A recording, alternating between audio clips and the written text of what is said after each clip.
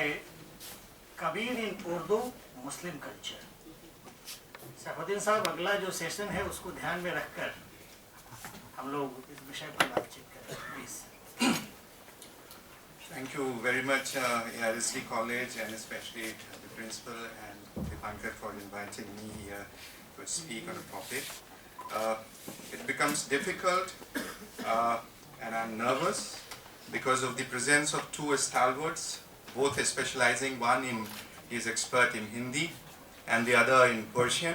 So I'm sandwiched between these two scholars, and I apologize beforehand for any of the mistakes that I'll be committing while reading some of the dohas in Hindi as well as in some in Persian. So as described, and I'll try to be on time, not to delay the next session. Kabir in Urdu and Muslim culture. You must have heard about Kabir since last days, and speakers have spoken about his antecedents. I won't go into the details of it. But the oldest reference to Kabir in Muslim literature is found in Ain-e-Akbari of Abul Fazl,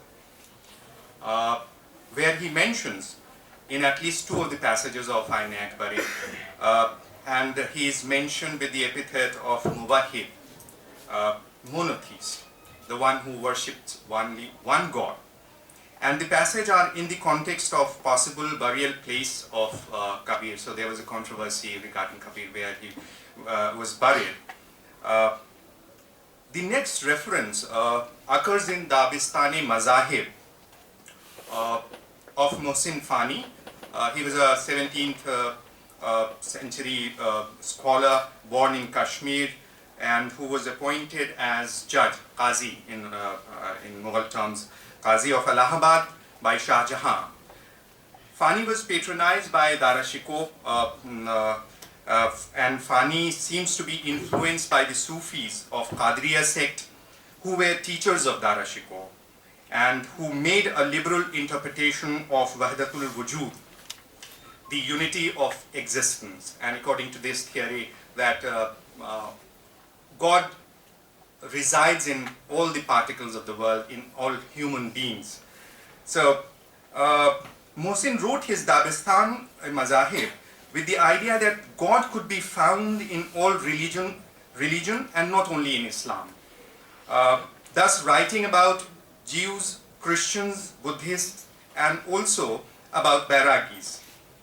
Kabir is mentioned among this group of Bairagis.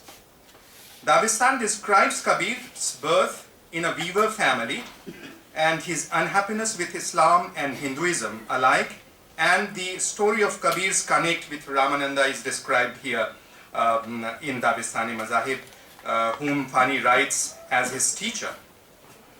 There is a story of how Kabir proves to Brahmin that their belief in power of Ganga water, which is considered to be sacred, pavitra, is an illusion, and that the flowers are too precious to be sacrificed before the idols and images. And finally, in Dabistani Mazahib, Fani talks about, he reiterates what has already been said by Abul Fazl in his Ain-e-Akbari, that the Hindus and Muslims quarreled over the manner of disposal of his body, one in Hindu ways and the other in Muslim ways. And according to him, there is hardly any relation of Kabir with Muslims except at the time of birth and death. And there is only this anti-idol stance of Kabir and his opposition to Brahmanical rituals that could be found. With the Aurangzeb's rise to power, Darashikoh was pushed aside, and Mohsin Fani lost his job and went back to Kashmir. His book became scandalous, and it was not to be consulted. The Ain-e-Akbari and Dabistani Mazahib thus allows us to assume that from among the Muslims, from the time of Akbar till Raja Ram Mohan Rai, who wrote his Gift to Monotheists in the early 19th centuries, the tradition to call Sant poets Muwahids or monotheists remains, and it is a continuous process right from Akbar to Raja Ram Mohan Rai. The Muslim world of this time, in general, was not interested in Kabir. And the reason is that Urdu poets of 18th century were too busy in the development of the criteria for their classical age of Urdu literature and in the North Indian context, and completely overlooked the development of Urdu in Deccan. Due to such preferences, the writers of the language and idioms other mediums remained out of purview of the poet and tazkira writers of Urdu. Mir Taqi Mir is one of the famous poets of 18th century. He wrote one of the tazkiras, that is biographical anthology of poets of the 18th century, and the name of the anthology is Nikatush Shura. That was completed in 1752, and the other one is by Muhammad Hussain Azad, who wrote his magnum opus Abe Hayat, that is Water of Life, in the 19th century. Both these anthologies do not talk about Kabir. So Kabir remains absent in two of the important anthological biographies of the poets. A perceptible change could be seen in the attitude of Urdu scholars, and this too in the context of defending their territory against the claim made by scholars of Hindi literature, because Hindi was claiming grounds even in the they were appropriating the Jana literature of old Rajasthani and the 12th century and the Prem-akhyans of the Awadhi language that was written in 15th and 16th centuries. And so they laid claim to Sant literature and Hindavi of Deccan also. So it was in this context that the Urdu scholars started to look towards Kabir. The movement against this involved the question of origin of Urdu, an issue of major importance in the period of historicism. It was spearheaded, this movement of protection of Urdu or Urdu drawing the antecedent of Urdu back, was spearheaded by Maulvi Abdul Haq, who coined the term Qadim Urdu, Qadim that is ancient, ancient Urdu, and promoted it in his journal, which was also known as Qadim Urdu Journal.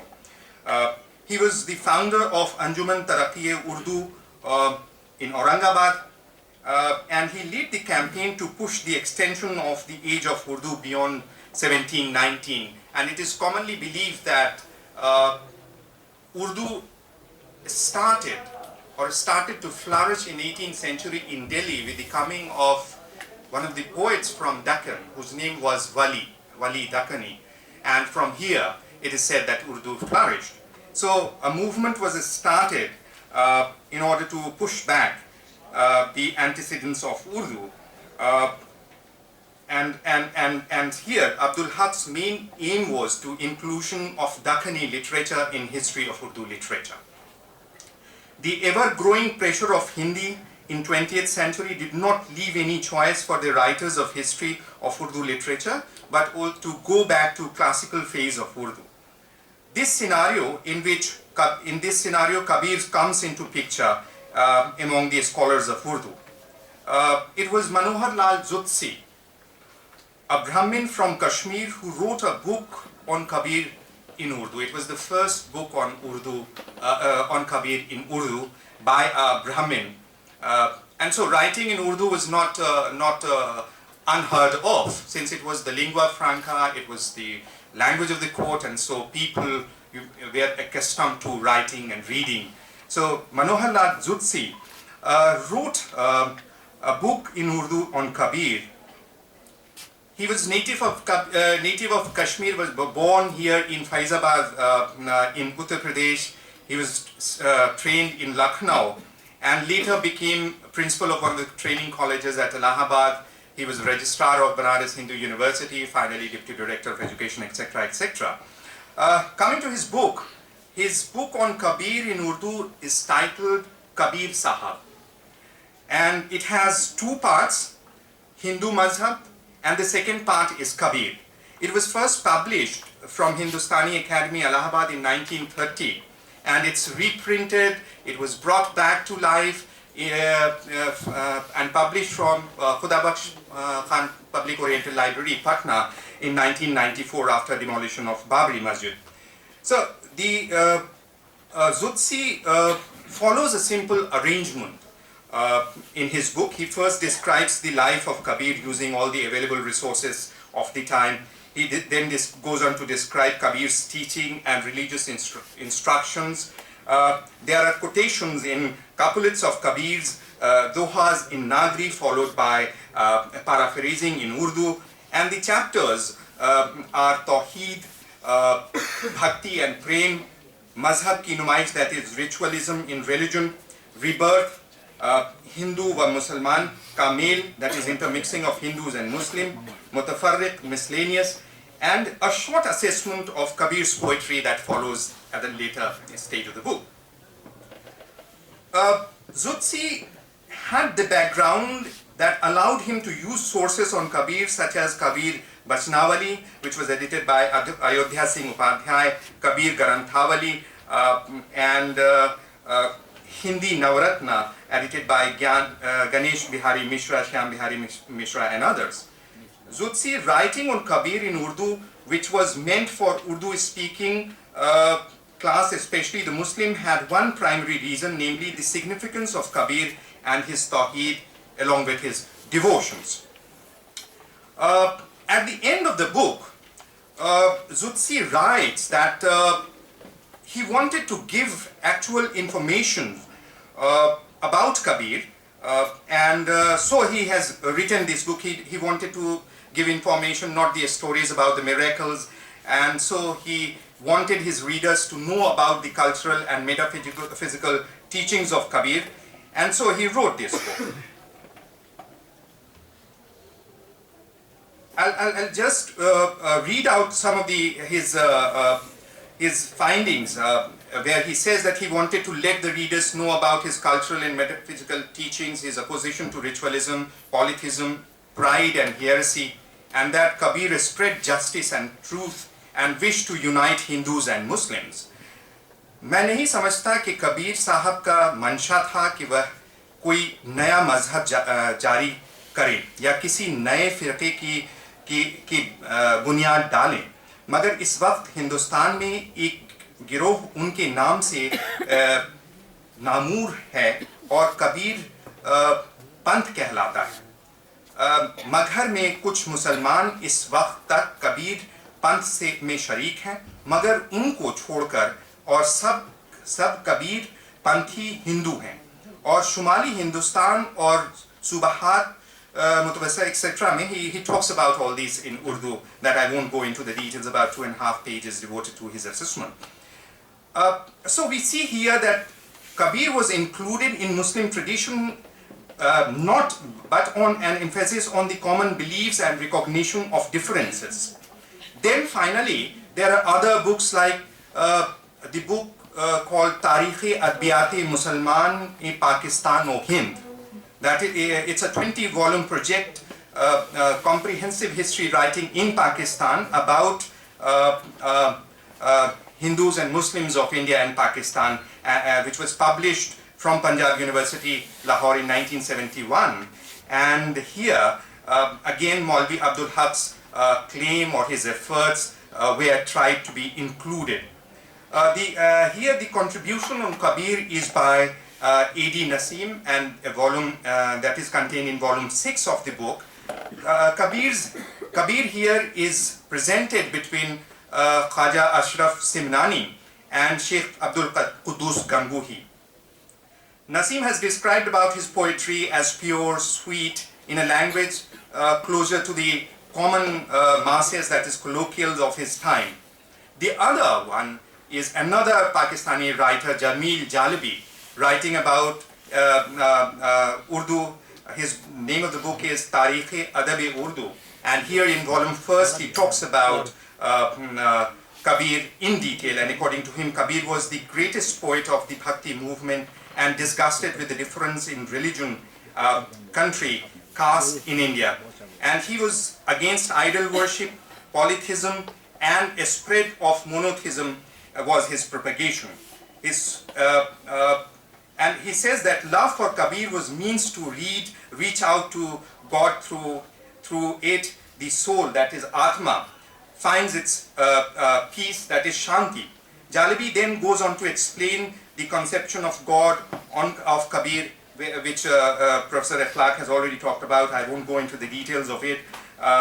So Jalebi has quoted a number of dohas of Kabir, where he tries to show the differences, the incorporation of a number of Urdu, Persian, Turkish elements into the dohas of Kabir. And I'll quote some of them just to show the similarities and the incorporation of these idioms into these dohas of Kabir. Doi Jagdish kahan se aaye, kahu kaun bharmaya, Allah Ram Kareem Keshav Hari Hazrat नाम धराया, वही महादेव वही मोहम्मद, ब्रह्मा आदम कहिए, कोई हिंदू कोई तुरक कहावे, एक जमी पर रहिए. So he talks about all the Brahmans, the Brahma, the Vishnu, the Muhammads, Allah, Ram, Keshav, whatever you call it, they all are part of same and all should live together on the same earth. Then about his monotheistic belief, Kabir writes, साहब मेरा एक है दूजा कहाँ न जाए, दूजा साहब जो कहूँ साहब खरा रसाए. That is, my God is only one and there is no other God, and if I talk of the other God, then my God, my Malik gets angry.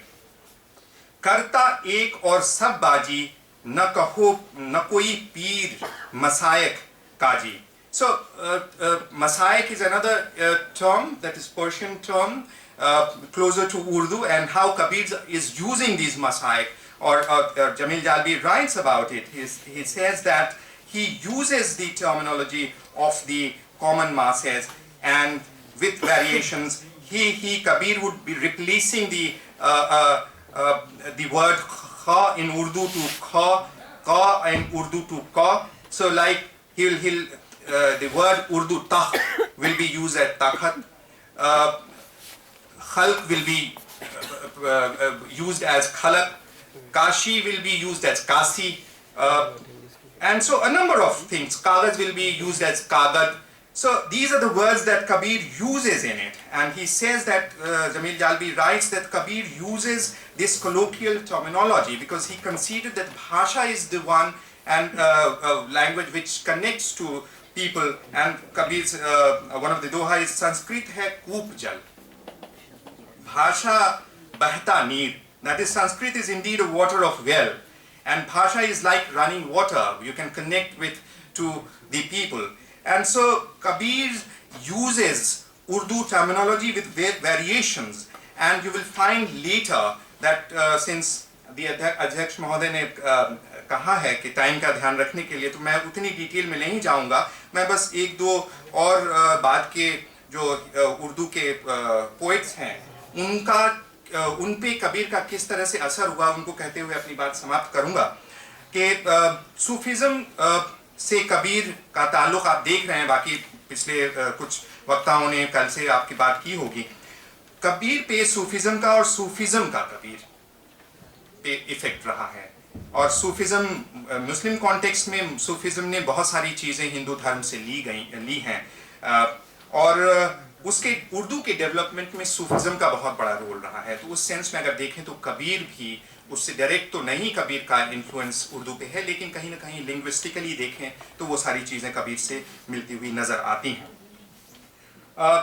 18वीं शताब्दी के एक महान कवि हुए हैं जिनका नाम मिर्ज़ा रफ़ी सौदा. होता है जाकिर हुसैन कॉलेज के पास, अगर चंदन सर हैं बगल में ही उनका मज़ार है, और मीर दर्द भी वहीं रहे हैं. तो एक उनका एक कबीर की ही तरह वाणी में उन्होंने भी एक शेर लिखा है कि इमामे को उतार के पढ़ियो नमाज शेख, सजदे से वरना सर को उठाया न जाएगा. And the meaning of the term, the couplet is, cast off what you carry on your head, O Sheikh, or else who will you lift it for once you have prostrated. So don't carry your burden on your head that you are such and such person when you are prostrating before God. So God everyone is equal before God. The other poet, 18th century again poet, Taqi Mir, writes, and you can very well connect it with Kabir's ideology. Kiska Kaaba, kiska Qibla, कौन हरम है क्या इहराम, कूचे के इस बाशिंदे ने सबको यहीं से किया सलाम. Whose Kaaba? That is, Kaaba is revered by Muslims. So whose Kaaba and which direction? Which is the right direction? Which is the second space, and how do you dress? Those who live around him greet all as they are, no matter from where they belong to. Thank you.